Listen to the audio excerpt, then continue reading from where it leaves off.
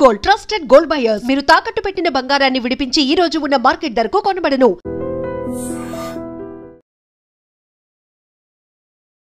నమస్తే, welcome to I dream. మనకు తెలుసు మొన్న ఈశ్వరాచారి చనిపోయిన తర్వాత ఎంత భయంకరమైన కాంట్రవర్సీ అయింది. చాలా మంది బీసీకి సంబంధించిన నాయకులు పోయినరు, ధర్నా చేసిండ్రు, ఆయన వెంట నిల్చున్నారు. నిజంగానే బీసీ ఉద్యమం కోసం ఆర్ బీసీ రిజర్వేషన్ కోసం చనిపోయినరు అని అందరూ అనుకున్నారు.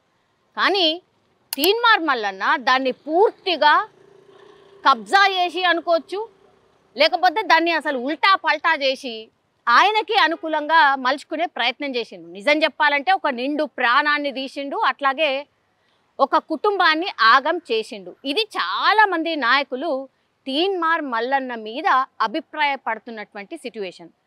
నిజంగా అదేనా? ఇదే అభిప్రాయంతో ఉన్నారా? బీసీ నాయకుల వర్షన్ ఏంటి ఆర్ బీసీ నాయకుల అభిప్రాయం ఏంటి మనం తెలుసుకునే ప్రయత్నం చేద్దాం. మనతో పాటు జేఏసీ రాష్ట్ర నాయకులు దుర్గా ప్రసాద్ గారు ఉన్నారు. ఒక్కసారి ఆయనతో మాట్లాడే ప్రయత్నం చేద్దాం. నమస్తే సార్. నమస్తే మేడం. సార్, నిజంగా అంటే ఫస్ట్ ఈశ్వరాచారి అంటే మనకు ఉద్యమంలో చనిపోయిన ఆయన ఎప్పుడైతే శ్రీకాంతాచారి చనిపోయిండో కంపారిజన్ చేస్తూ నిజంగా ఈశ్వరాచారి కూడా చనిపోయిండా అని అందరం బాధపడ్డాం సార్. అయ్యో పాపం మళ్ళొక్క ఆయన బలిదానం చేసుకోబట్టే కదా అని అనుకున్నాం అందరం. కానీ సీన్ కట్ చేస్తే అసలు మొత్తం రివర్స్ అయిపోయినట్టుగా కనిపిస్తోంది. మీకేమనిపించింది సార్? ఆ రోజు ఈశ్వరాచారిని చూడ్డానికి మీరు కూడా వెళ్ళినట్టున్నారు, అసలు మొత్తం చాలా మంది వెళ్ళిండ్రు, ఏమనిపించింది సార్? ఒకటే మేడం, ఈశ్వరాచారి విషయంలో అత్యంత పేద కుటుంబానికి సంబంధించిన సంగారెడ్డి జిల్లా, అక్కడి నుంచి బతుకుదేరు హైదరాబాద్కి వచ్చి బతుకుతున్న క్రమంలో వాళ్ళకు ఉన్నటువంటి నేపథ్యం తన భార్య చెప్తుంటే అర్థమవుతుంది. లవ్ మ్యారేజ్ చేసుకున్నాం, ముదిరాజు చారీల విషయం అయ్యి వాళ్ళు బతుకుతున్న క్రమంలో మొత్తానికి ఈ ట్రెండ్గా నడుస్తున్నటువంటి 42% రిజర్వేషన్ అనేది ప్రతి హృదయానికి చేరే అంశం. ఆ చేరుతున్న క్రమంలో వాళ్ళకు కొంత ఫీలింగ్ కూడా ఉండుంటుంది, మాకు సాధించుకోవాలి, స్థానిక ఎన్నికలలో మేము చేయాలనేది ఉండుంటుంది. కానీ ఎవరైతే దీనికి కుట్రపూరితంగా చేస్తున్నటువంటి ఆ కుట్రలో భాగమైన మనిషి తీన్మార్ మల్లన్న అలియాస్ చింతపండు నవీన్ పటేల్ ఎవరైతే ఉన్నారో అతను పూర్తి స్థాయిలో బాధితులని ఎవరన్నా వస్తే వాళ్ళ వెంటబడి పీక్క తిని చంపేదాకపోయే ఒక సందర్భాన్ని గతం నుంచి జరుగుతూ ఉంది మేడం. అందులో భాగంగానే వీళ్ళ కుటుంబంలోకి అది లావాదేవీలు అందామా ప్రైవేట్ అంశంలోకి వెళ్ళాడా మొత్తానికి చొరబడి అందులో జరగరాంది జరిగిన తర్వాతనే అతను బయటికి వెళ్ళి నా ప్రైవేట్ అంశం నా కుటుంబంలోకి నా కుటుంబ వ్యవహారాల్లోకి ఆ ఆస్తులు కావచ్చు భూమి కావచ్చు ఏదైనా కావచ్చు అందులోకి జొరబడి నన్ను హింసిస్తావా అన్న బాధలో నుంచే తను తన ఆఫీసుకు పోవడం జరిగింది. తన ఆఫీసు ఎస్ మేడం 3.5 కోట్ల ప్రజలకు సత్యాన్ని కూడా మనం వెలికిది చెప్పాలి. 20,000 రూపాయలు ఇచ్చింది దేనికి?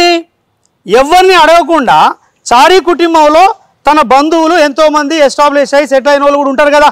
ఇటు ముదిరాజు కుటుంబం ఇటు చారీ కుటుంబం అంటే అంతో ఇంతో మధ్యతరగతి కుటుంబం అయినా 2 నెలల కిరాయి లేకపోతే డైరెక్ట్ తీన్మార్ మల్లయ్యని అడగాల్సిన అవసరం ఏముంది? ఇది బయటికి తీయాలి కదండి అసలు సత్యాన్ని.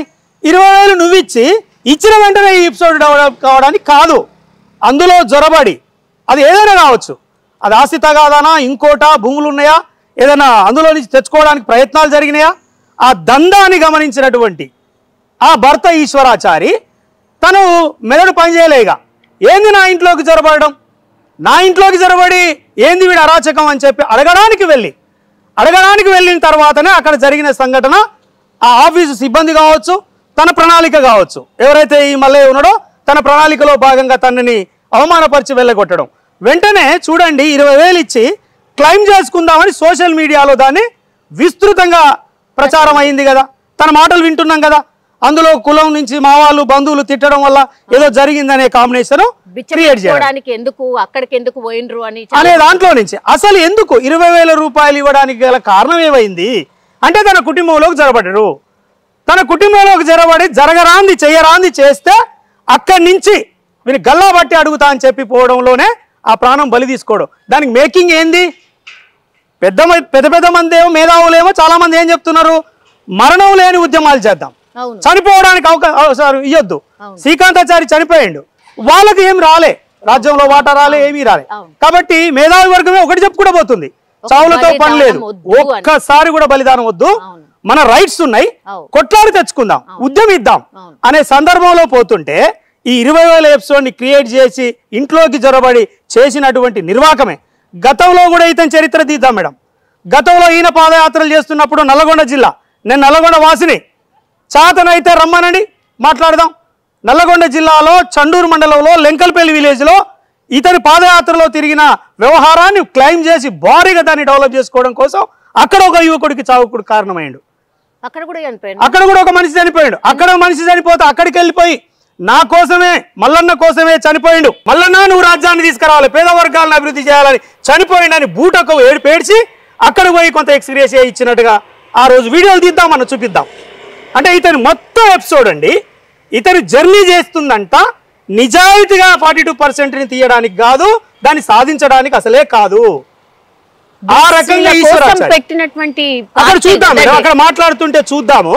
ఇప్పుడు 15 లక్షలు ఇచ్చి కంటి తుడుపు చర్యగా దీన్ని మళ్ళీ ఎవరు పట్టుకోవద్దు, ఏ మేధావి వర్గం వచ్చి దీన్ని చెక్ చేయకూడదు అని చెప్పి తనే పోయి ఆ మేకింగ్ 15 లక్షలు ఇస్తున్నట్టు ఇచ్చి ఇప్పుడు భార్యను ఏ విధంగా ఒక సినిమా ఎపిసోడ్ లాగా జరుగుతలేదా, తనని మేకింగ్ ఏ విధంగా చేస్తున్నారు. అంతకుముందు మాట్లాడిన దానికి ఇప్పుడు మాట్లాడేదానికి వెంటనే మనుషులు పంపి తనని ఆ విధంగా తీర్చిదిద్ది దీన్ని అంటే నువ్వే చేయన్నా, నువ్వు తప్ప ఎవడు లేడు, నిజమే వీడు దొంగనే పోయింది ఎమ్మటి, వీడు దొంగనే, వీడిని తేల్చుకుందాం, నా ఇంట్లోకి చొరబడ్డావు, ఏంద్రా నీ పని అని తేల్చుకుంటాను పోతే అమాయకుని పట్టుకొని ఈశ్వరాచారిని. కానీ తన భార్యకు కూడా ఏం తెలియనట్టుంది కదా ఇట్లా పోతున్నట్టుగా. వాస్తవానికి మేడం భార్య తనేదో కుటుంబాన్ని నిర్వర్తించే హౌస్ వైఫ్ లాగా ఉంది. మనం అబ్జర్వ్ చేస్తే లోకం కూడా అంతా తెలియని పరిస్థితి. టోటల్ గా ఆ భర్త చేస్తున్న ఉద్యోగం ఏంది, టెంపరీ డ్రైవర్ ఉన్నట్టుంది. టెంపరీ డ్రైవర్ గా ఉన్నప్పుడు తను చేస్తున్న క్రమంలో తనకు ఆర్థిక ఇబ్బంది వస్తే డైరెక్ట్ ఆయన ఆఫీస్కే పోయి డబ్బులు అడగాలి, మాకు కష్టాలు ఉన్నాయని చెప్పి పురమాయించింది ఎవరు? ఇది ఒక సమగ్ర రిపోర్ట్ తయారు చేయాలి, అంత ఈజీగా కొట్టిపోయడానికి లేదు కదండి. ఎవరు చేసి ఉంటారు మరి? తను ఉండేది జగదీర్గుట్ట, జగదీర్గుట్టలో నివాసం ఉంటే ఫిర్జాదిగూడలో ఈయన ఆఫీసు. ఏంటండి సంబంధం అంటే ఒకటి చెప్పాలా అండి, ఆయన బాధితుల లిస్టు తయారు చేస్తాడు తెలంగాణలో. బాధితుల లిస్టు తయారు చేసి తన ఆ బాధలోకి వచ్చిన వాళ్ళని సొమ్ము చేసుకోవడానికి ఏం ప్రణాళికలు వేయాలో అత్యద్భుతంగా ఈ ప్రపంచంలో నెంబర్ 1 కేస్ కేడి ఎవరంటే ఈ తిరుమల మల్లారెడ్డి. నేను మల్లారెడ్డి అంటున్నా, ఎందుకు అలియాస్లో మారిపోయింది పేరంతా. మల్లన్న కాదు ఇది, మల్లన్న ఎందుకు పెట్టుకున్నాడు? ఫస్ట్ పాదయాత్ర చేస్తున్న క్రమంలో నుంచి ఏ వర్గాలను ఈయన నెమ్మది తిప్పుకున్నాడు? అమాయక వర్గాలను తిప్పుకొని యాత్రలని అది ఇదని తిప్పుకొని వాళ్ళని మోసం చేసి ఒక్కొక్కడు ఈడ్చి తన్నాడు కదండి. ప్రతి ఒక్కరు ఈడ్చిదాన్ని. అవును, ఎవరు లేదు ఎందుకు, పాత వాళ్ళు ఎవరు ఎందుకుంటారండి? ఒక 6 నెలలు ఈయన నటిస్తాడు, 6 నెలల తర్వాత మరొక నెక్స్ట్ డేనే కనిపిస్తుంది సినిమా అంతా. ఆ సినిమా కనిపించగానే వెంబటే బయటికి వెళ్ళిపోతారు. బయటికి వెళ్ళిపోయిన సీన్ బలపడుతూనే ఉంటాడు. ఇక్కడ జరిగిందల్లా ఏంటంటే నేల గొట్టలో ఇంతవరకు తీర్మానం మళ్ళీ ఎవడు నేల కొడితే గానీ పేదరికం, కష్టాలు, కన్నీళ్లు, బాధలు ఈయనకు అర్థమవుతాయి. అదేంటి అక్కడి నుంచే కదా వచ్చిండు ఆయన. ఎవరైనా అంగిలాగుతో ఉన్నాడా ఇప్పుడు? ఓకే, మీరన్న మాటకే వద్దాం, అంగిలాగుతోటే ఉన్నాడా? ఓల్వా కార్లు 4 ఉన్నాయి, కోట్ల రూపాయల దందా. కోట్ల రూపాయల దందా ఎట్లా చేస్తున్నాడు? 3.5 కోట్ల ప్రజల అమాయకత్వాన్ని ఈయనకొచ్చే కేసులు కూడా ఎట్లా తెప్పిస్తాడంట అంటే ఎంక్వైరీ లాగా. ఇప్పుడు మైక్రో ఫైనాన్స్లు ఉంటాయి కదా, మైక్రో ఫైనాన్స్లు ఇచ్చిన ఏజెంట్లు వసూలు చేస్తారు కదా, అట్లా ఎవరెవరింటో ఏమేమి ఉన్నాయో బాధితులు ఎవడరా అని చెప్పి లెక్కలను తీసుకొని అట్లా వెంట పడతాడట. ఇది నేనంటున్న మాట కాదండి, తన ఎక్స్పీరియన్సే చూపిస్తుంది సాక్ష్యం. తన గతం నుంచి ఏమన్నాడు? 7200 అన్నాడు, ఇంకోటి అన్నాడు. అసలు మామూలుగా ఈ తెలంగాణని నేను తప్ప ఎవడు బాగు చేయలేడు అన్నాడు. ఏం చేసిండు? పోయి చివరికి మాయ చేసి ఆ రాజకీయంలోకి ఎంటర్ అయ్యి అన్ని జెండాలు పక్కన పెట్టి ఈయన అజెండాని ఇంప్లిమెంట్ చేసుకునే దాంట్లో వెళ్ళిపోయాడు. ఒకటే మాట అంటున్నా, 42% సాధించాలి, నువ్వే నిజమైన బీసీ ఉద్యమకారుడివి అనుకుందాం కాసేపు. ఎందుకు రాజీనామా ఇసిరిపడదంగా ఎమ్మెల్సీని? నేను ఎమ్మెల్సీలో పోటీ చేసిన 2 times, నా ప్రత్యర్థి నా అప్పట్లో అన్ని చెప్తున్నాను అనుకో, మొత్తం వివరాలు ఉన్నాయి. కాబట్టి అమాయకమైన ఈశ్వరాచారిని అన్యాయంగా బలి తీసుకున్న పాపంలో ఇతనే ఉన్నాడని లోకమంతా మాట్లాడుకుంటుంది. తెలంగాణ 3.5 కోట్ల మంది మాట్లాడుతున్నారు. తీన్మార్ మల్లన్న ఆఫీస్ ముంగట్నే కదా అటెంప్ట్ చేసింది. అవును. అక్కడ కింద పడుకున్న తర్వాత కూడా అవును. పడిపోయిన తర్వాత ఆయన మాట్లాడుతున్నాడు కదా, నువ్వు దేనికోసం వచ్చినావంటే తీన్మార్ మల్లన్న కోసము. అసలు ఏంది ఇట్లా నువ్వు ఆత్మ బలిదానం ఎందుకు వేసుకుంటున్నావు అని అంటే బీసీల కోసము అన్న మాట చెప్పిండు కదా. మరి ఒకటి మేడం, మాట్లాడించడానికి ప్రయత్నాలు జరిగినాయా, తనే మాట్లాడిండా అనేది మనం చూస్తే తెలుస్తుంది కదా. మరి దానికి సంబంధించిన వీడియో ఉండాలి కదా, బిఫోర్ ఉండాలి ఆఫ్టర్ ఉండాలి, అదొకటే ఉన్నది. అందుకనే ఏ జాగ్రత్తలు పడాలి అనేది అత్యంత ఆరితేరిన తెలివి కల్లుడు కదా. దొంగతనంలో ఆరితేరిన తెలివి కల్లుడు కాబట్టి ఏది ఉండాలి. అందుకనే బిగ్ టీవీ ఎవరు అడిగిరు, నేను ఆ బయట చూస్తే అక్కడ ఏం కన్ఫ్యూజన్ చేస్తున్నాడు చూడండి, ఎంత కన్ఫ్యూజన్ చేస్తున్నాడు అంటే 3.5 కోట్ల ప్రజలు అమాయకులు కాబట్టి ఎట్లనైనా ఆడుకోవచ్చు, ఏదైనా చేయొచ్చు. మేమేమంటున్నామంటే, మేమేం డిమాండ్ చేస్తున్నామంటే సమగ్ర నివేదికను తయారు చేసి ఇటు ప్రభుత్వం చర్య తీసుకోవడానికి ముందుకు రావాలి. అవసరమైతే దీన్ని ఏ వర్గాల కోసం బావు కోసం ఒక ఉద్యమం నడుస్తుందో తెలంగాణ గడ్డ మీద, ఆ వర్గాల బిడ్డల్ని మళ్ళీ చంపి వాళ్ళకే అందిస్తారు. నువ్వేం చెప్పాలి? నిజంగా మానవతావాది అయితే, నిజంగా సమాజంలో నువ్వు గౌరవప్రదంగా బతకాలనుకుంటే, బిచ్చపు మెతుకలకు ఆశపడకుండా మన్నింట్లోకి వెళ్ళి సొమ్ము తెచ్చుకోకుండా బతకాలంటే ఎట్లుండాలి? నువ్వు ఏ ఒక్క బిడ్డడు చనిపోకుండా ముందే వలయంలాగా తయారు చేసుకోవాలి. చావుతో పని కాదు, మనకు ఉద్యమాలు చేద్దాం, సాధించుకుందాం, హక్కులని మనం సాధించుకుందాం. కొన్ని ప్రొవిజన్స్ ఉన్నాయి కదా తెలంగాణ ఎట్లా దాన్ని దీన్ని కంపేర్ చేయడానికి, నీ వైపు తిప్పుకోవడానికి ఒక వ్యవహారం పెద్ద ఎత్తున మళ్ళీ చంపడే కాకుండా ఛాంపియన్షిప్ కొడదాం అనుకుంటావా? అంటే రెచ్చగొట్టే ప్రయత్నమేనా? 100% అండి, 100%. నువ్వు చావు రాదు మరి, నేను అంటున్నా నువ్వు చావు. నువ్వు సచ్చేదాకా 42% వచ్చేదాకా, నువ్వు సచ్చేదాకా అమరనాథ్ దీక్షకి వెళ్ళిపో, నువ్వు 42% తీసుకురా, చరితార్థావుతావు కదా, చరిత్రలో మిగిలిపోతావు కదా. ఏ అమాయకులు ఎంట పడుతున్నావు మిస్టర్ తీన్మార్ మల్లయ్య? ఎవరి నువ్వు చేసేది తప్పు కదా. ఏం నేర్చుకున్నావు? అందుకని నువ్వు దిద్దిన పాఠాలన్నీ అవే దిద్ది దాంట్లో డబుల్ PhDకి వెళ్ళినావు. మేమేమంటున్నాం, నేను అంటున్న మాట కాదండి ఇది. ఇప్పుడు అన్ని వీడియోలు చూసుకుందాం, అన్ని టీవీలలో చర్చలు చూసుకుందాం, యూట్యూబ్ ఛానల్స్లలో చూసుకుందాం. అరే ఇంత అన్యాయమా? బతుకొచ్చినోడు పాపం వాడు అబ్బాయి, ఆ రకంగా నువ్వు దాన్ని మ్యాన్పులేట్ చేసి ఇప్పటికీ మరి ఎవరు పోకముందే ఎందుకు వెళ్ళినావు వాడికి? నువ్వేం డిమాండ్ చేయాలి? దీని వెనక కుట్రలని బయటికి తీయాలి, దీన్ని సమగ్ర రిపోర్ట్ చేసి దీన్ని ఛాలెంజ్ చేస్తున్నా. నేను అప్పటిదాకా అన్నం నీళ్ళు తినను అన్నావా? ఏసీలో వన్నావు బిడ్డ, నువ్వు పోయి ఏసీలో వన్నావు. ఆర్టిఫిషియల్ హౌస్ అరెస్ట్, అది ఆర్టిఫిషియల్. అదేంటి పోలీసులు ఆర్టిఫిషియల్ గానే? నేనేమంటున్నా అంటే చూడండి, ఈయన అప్పట్లోనే స్టూడియో నుంచి ఫోన్ కాల్స్ చేసి అందరితోటి మ్యానిపులేట్ చేసే పెద్ద ఆటకారి ఆట నేర్చిండు బాగా అమాయకుల్ని. నేనేమంటున్నా, నువ్వు ఏడుండాలి? శోకంతో కణం శరీరం అంతా కాలిపోయి చూడడానికే ఇబ్బంది పడే సిచ్యువేషన్ నువ్వు ఎంజాయ్ చేసి ఇంట్లో ఎట్లుంటావు మిస్టర్? ఎట్లుంటావు? శవయాత్రలు ఏడున్నావు? నువ్వు ఏం పని చేస్తున్నావు? ఏం డిజైన్ చేస్తున్నావు? ఎందరిని మేనేజ్ చేయడానికి కుట్ర చేస్తున్నావు? మేము ఖచ్చితంగా అంటున్నాం, ఈ చావు ఏ విధంగా జరిగిందో నీకు నిజంగా నిజాయితీ ఉంటే మొత్తం నువ్వే తయారు చెప్పి దగ్గరుండి. నువ్వు అంతో ఇంతో ఎమ్మెల్సీ ఉన్నావు కదా, సంథింగ్ నీకు ప్రోటోకాల్ ఉంది కదా, ఆ ప్రోటోకాల్లో పోయి చేయించు. చేసే దమ్ముందా నీకు? చేయగలవా? ఆ అమ్మాయిని, ఇప్పుడు తన భార్యని ఆ మాట్లాడిస్తున్న తీరు అప్పటికప్పటికే ఇంత మార్పు వస్తుందా అండి? ఎంత వ్యవహారం అది క్రియేట్ చేయడం. కాబట్టి మనము సమాజానికి ఒరిజినాలిటీని తెలియజేయాలి, సత్యాన్ని తెలియజేయాలి. సత్యాన్ని తెలియజేయనంత కాలం దొంగలు సమాజంలో తిరుగుతూ ఉంటారు, సొమ్ము చేసుకుంటారు. నువ్వు దొంగలు తిరుగు, అమాయకులు బలి తీసుకొని సొమ్ము చేసుకోవడం ఇదేం పాపం అండి? తెలంగాణ చరిత్ర ఏంది? త్యాగాలు అంటారు. నిజమైన త్యాగాలలో నిజంగా కొన్ని సాధించుకున్నాం. ఇలాంటివి ఏంది? ఉసిగొల్పడం ఏంది? చచ్చిపోయేలాగా ప్రేరేపించడం ఏంది? ఇప్పుడు మీరు అందరు ఆడు అక్కడికి పోయినరండి, ఉన్నారు, శివయాత్రలో కూడా ఉన్నారు.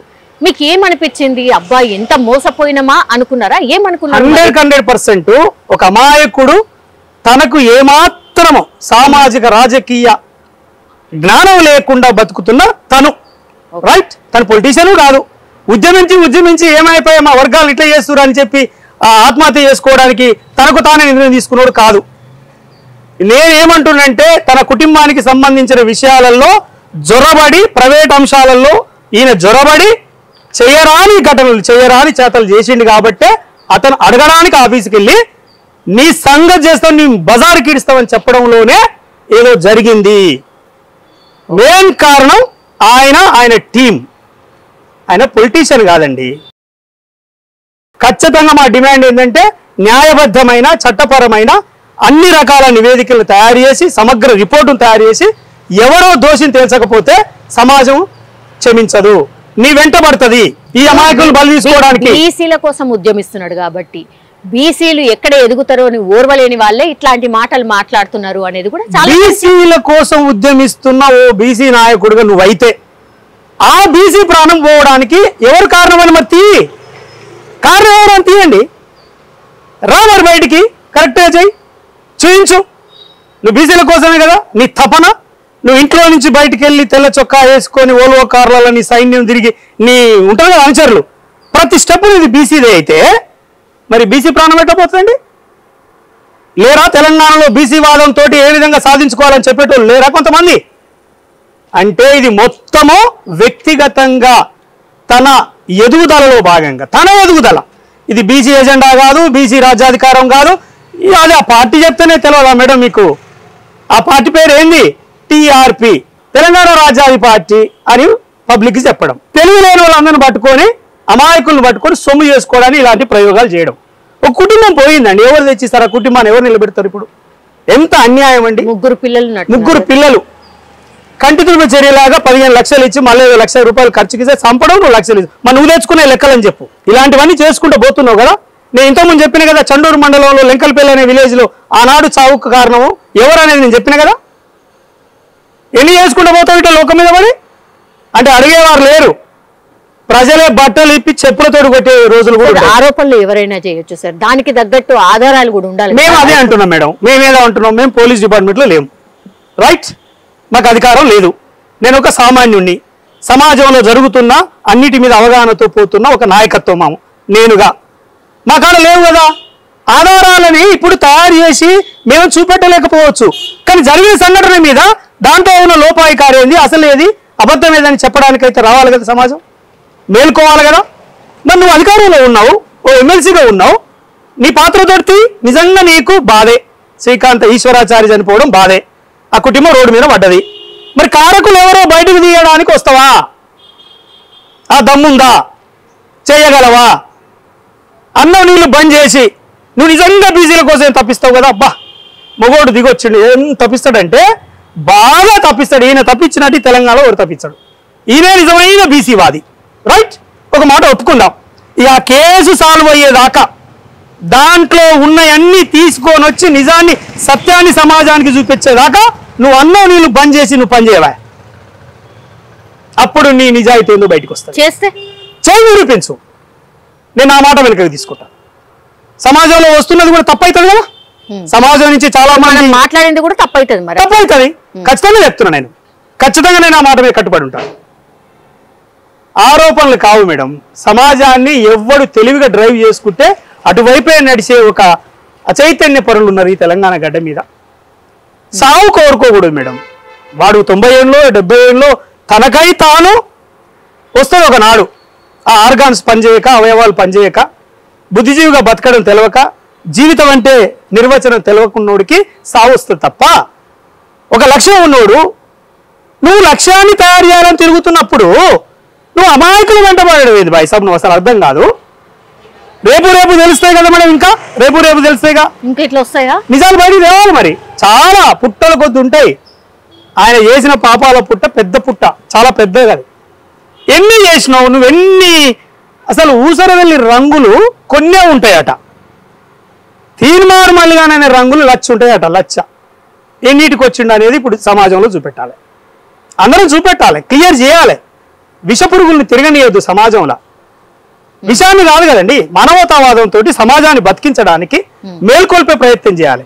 ప్రతి ఒక్కరూ చీకట్లో మగ్గిపోతున్న విషయాన్ని, సత్యాన్ని సమాజానికి చూపించే మీలాంటి మీడియా వాళ్ళు, మాలాంటి సామాజిక స్పృహ కలిగి మంచి జరగాలి. ఏ వర్గాలకైతే ఏది రావాలో దాన్ని సాధించుకునేదాకా నీతిబద్ధంగా న్యాయబద్ధంగా పోరాడి సాధించుకునే ప్రయాగం జరగాలి. రాజకీయాలు అన్నప్పుడు రాజకీయ వాటా, వాళ్ళ పర్సంటేజ్ ప్రకారం రాజకీయ వాటా రావాలి. అందరం మంచిగా బతికి 90 ఏళ్ళు 100 ఏళ్ళు బతికి చచ్చిపోతాం కదా. మధ్యలో ఇలాంటి కారకుల్ని మనం వదిలిపెడితే ఎట్లా?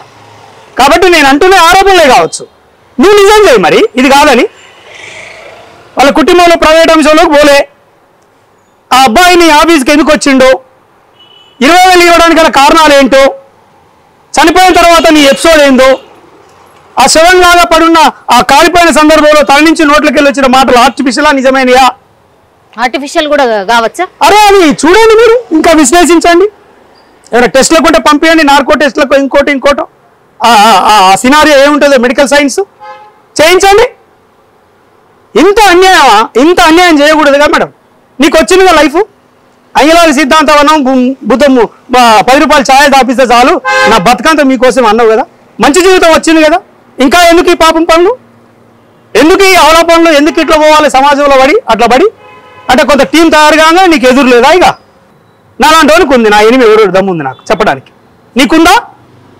నీకు ఎనిమిది లేడు, ఎవడు ఎనిమిది లేడు, అందరితో అంటగాగుతాడు.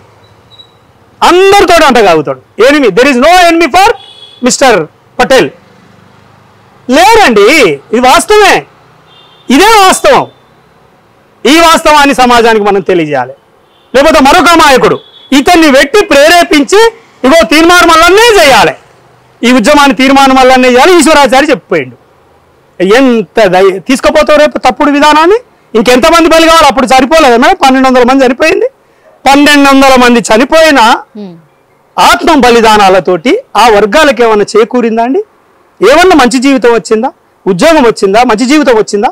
మళ్ళీ ఏంది 42%? నిజానికి సాధించుకునే మేధావి వర్గం. నువ్వు మేధావి పని చేస్తావా, ఈ పని చేస్తావా? ఏ పని చేస్తావు నువ్వు? నీకు కొంచెం ఫెసిలిటీ వచ్చింది కదండి. అప్పుడు 10 రూపాయలు ఛాయ్ పైసలు పంపితేనే ఛాయ్ తాగేటోడు బిచ్చగాడు. ఇప్పుడు అన్ని రెడీగా ఉన్నాయి కదా టేబుల్ మీద, నీ వ్యవహారం అంతా తయారైంది కదా, రాజసం వచ్చింది కదా, రాజసం. ఇప్పుడు తింటారా మేడం రాగి ముద్ద లేకుంటే ఏం తింటుండో అడుగుదామా నా పోయి? మొత్తం రాజసం వచ్చింది. న్యూట్రిషన్లో అత్యంత ఎక్కువ న్యూట్రిషన్ తినేటోడే ఈయనట. బాగా ఆల్కహాల్ తీసుకొని అరిగించే న్యూట్రిషన్ కూడా ఈయన తీసుకుంటాడట. బాగా తాగి సైజు కూడా పెరగలే మనిషి. బాడీ షేమింగ్ అంటారు, మళ్ళీ మీరేదో పదం అంటారు దాన్ని. కానీ జరుగుతున్నది అండి కళ్ళ ముందు. కాబట్టి ఇలాంటి అమాయకుల్ని బలి తీసుకుంటే ఊకోదు తెలంగాణ సమాజం, వెంటబడుతుంది, తరిమి కొడుతుంది. జాగ్రత్త. నీకు నిజంగా నిజాయితీగా ఉంటే, నువ్వు నిజాయితీ పరుడు అయితే, ఒక గుడ్ పొలిటీషియన్ మార్పు కోసం వచ్చినోడు అయితే, నువ్వు దీన్ని సమగ్ర రిపోర్ట్కు నువ్వే రెఫర్ చేసి వెంటబడి మెట్టు తిరిగి ఆఫీసుల చుట్టూ తిరిగి దాన్ని సాధించి నీది అని నీ మీద పడుతున్న ఆరోపణలు ఉన్నాయిగా, ఇవి కాదు, ఈ పాపంలో నేను లేను అని నిరూపించగలిగితే అది వేరే అంశం. Thank you sir. నమస్తే. And for more videos, please subscribe to iDream. Please subscribe to iDream. Please subscribe iDream. And please subscribe to iDream. For more videos, subscribe to iDream. please like, share and subscribe to the channel. Congratulations, iDream. Subscribe to iDream. Subscribe to iDream. So subscribe to iDream Media. iDream ki iDream team andarki huge congratulations. Please subscribe iDream Media. Please subscribe to iDream. Subscribe iDream. Please subscribe to iDream. iDream అంటే నా కళల channel subscribe చేసుకున్న నోరు తిరుగుతలేదు, మీరైతే గంట గుర్తు కొట్టండి. For more such videos, please subscribe to iDream. Subscribe to iDream. Please subscribe to iDream. Please subscribe iDream Media. Please do subscribe to iDream. Please subscribe to iDream Media. For best entertainment and information, please subscribe iDream. And don't forget to subscribe to iDream.